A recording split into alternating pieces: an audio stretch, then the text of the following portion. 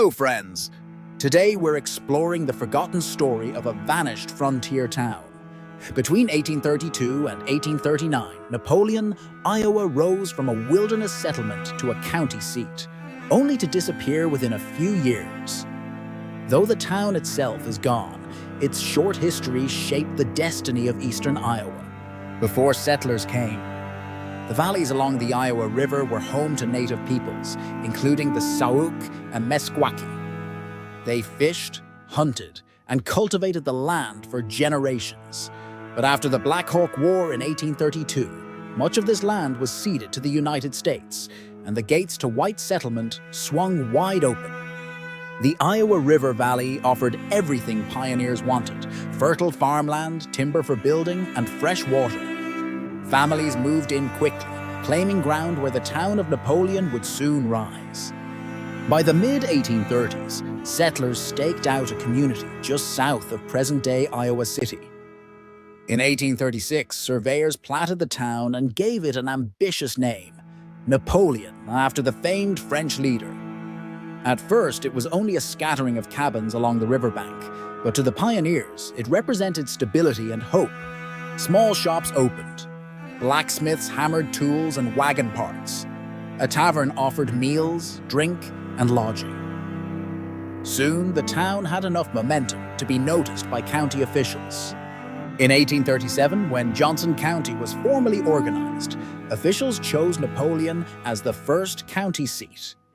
Suddenly, this little settlement became the political center of the area. A courthouse was built, and with it came clerks, lawyers, and judges. For a brief moment, Napoleon was more than a village. It was a hub where settlers came to register deeds, settle disputes, and pay taxes.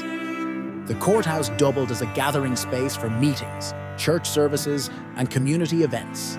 For locals, Napoleon looked like a town destined to thrive.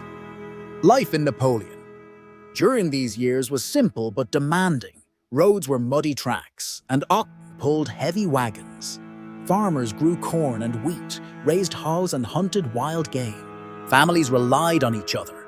Neighbors joined for barn raisings, shared tools, and helped one another through harsh winters. Children played on the riverbanks while adults traded goods in the tiny marketplace. Bartering was common. Flour, hides, or livestock often served as payment instead of money. Despite hardships, the community spirit was strong. For settlers who had left everything behind in the East, Napoleon symbolized a new beginning. But change was coming. In 1838, Iowa Territory was created, and officials needed to select a permanent capital. Napoleon was considered, but there were problems. Its location was too close to the flood-prone river bottoms, and the town was judged unsuitable for a long-term government center. In January 1839, the territorial legislature made its choice. The new capital would be located just 2 miles north of Napoleon, on higher ground. The name of that site, Iowa City. The decision was devastating for Napoleon. Almost overnight, businesses and families began moving north. Some dismantled their cabins and hauled the timbers to rebuild in Iowa City. The courthouse was abandoned, and county officials set up offices in the brand new capital. By the summer of 18D, Napoleon was already fading. A few residents tried to stay, but with commerce and politics shifting north, the town could not survive. Within only a few years, the site was little more than farmland again. So what remains of Napoleon now? Physically, almost nothing. The site lies on private farmland in Johnson County, south of Iowa City. No buildings are left, no streets, no trace of the courthouse. A single historical marker is all that identifies the place where a county seat once stood. But in a deeper sense, Napoleon left its mark. Without it, Iowa City might never have been chosen as the capital. The short life of Napoleon cleared the way for the city that became one of Iowa's cultural and educational centers. Napoleon's story is a reminder of how fragile frontier towns could be. A single political decision, where to place a capital, was enough to end its future. For the settlers who had invested their sweat and hope in the town, the decline must have been painful, Yet they adapted. They carried their skills, their lumber, and their dreams just a few miles north, laying the foundation for Iowa City. It also highlights how quickly the frontier could change. In just 7 years, from 1832 to 18, the land went from native territory to a pioneer town, to farmland again. Communities on the edge of settlement could rise and fall with astonishing speed.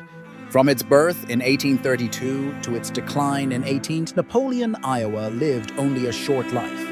Yet in that brief time, it served as Johnson County's first seat, welcomed pioneers, and stood at the heart of frontier society. Today, it's a ghost of memory, erased from the map but remembered in history books and roadside markers. Its legacy endures in Iowa City, which grew to be everything Napoleon might have become. The story of Napoleon is a window into the restless energy of the American frontier, a place where entire towns could vanish but still leave behind a lasting influence. Thank you for joining me on this journey into Iowa's past.